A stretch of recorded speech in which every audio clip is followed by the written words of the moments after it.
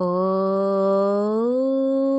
श्री परमात्मने नमः। श्रीमद्भगवद्गीता अथो द्वितीयोऽध्यायः साङ्ख्ययोगः। संजय उवाच। श्लोक नंबर 1। तं तथा कृपयाविष्टम् अश्रुपूर्णाकुलेक्षणं विषीदन्तमिदं वाक्यम् उवाच মধুসূদনः। অর্থাৎ সঞ্জয় বলিলেন, শ্রী মধুসূদন তখন কৃপাবিষ্ট সজল নেত্র বিষাদগ্রস্ত অর্জুনকে বলিতে লাগিলেন। শ্রী ভগবানুবাচ। শ্লোক নম্বর 2। কুতস্তাকস্মলমিদं বিষমে সমুপস্থিতम् অনার্যজুষ্টমৎসর্গ্যম অকীর্তিকরমর্জুন। অর্থাৎ শ্রী ভগবান বলিলেন, হে অর্জুন, এই সংকট সময়ে তোমার কোথা হইতে আর্য চরিত্র বিরোধী, অনার্য চরিত্র, অখ্যাতিকর এবং স্বর্গের বাধাস্বরূপ এই মোহ আসিল। শ্লোক নম্বর 3।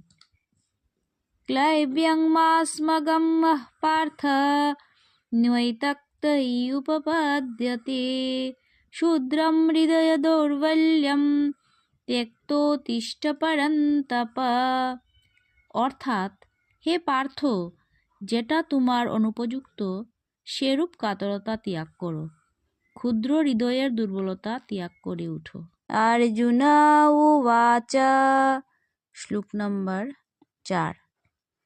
কথম ভীষ্মম অহম সংখ্যে দ্রোণং চ মধুসূদন ইষুভিঃ প্রতিয়োৎস্যামি পূজার্হা বরিসূদন। অর্থাৎ অর্জুন বললেন, হে অরিসূদন, কিভাবে আমি পূজনীয় ভীষ্ম ও দ্রোণের সঙ্গে বাণের দ্বারা যুদ্ধ করব। শ্লোক নম্বর 5।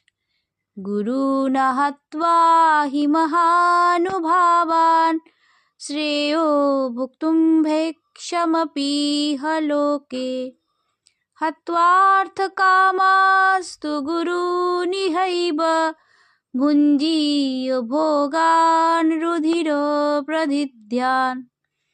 অর্থাৎ মহানুভব গুরুজনদের আমি কিভাবে হত্যা করে পাপ ভাগী হব, তার চেয়ে ভিক্ষায় ভক্ষণ উচিত মনে করি, কিন্তু এদের বধ করলে ওদের রক্তরঞ্জিত রাজৈশ্বর্য আমাদের ভোগ করতে হবে।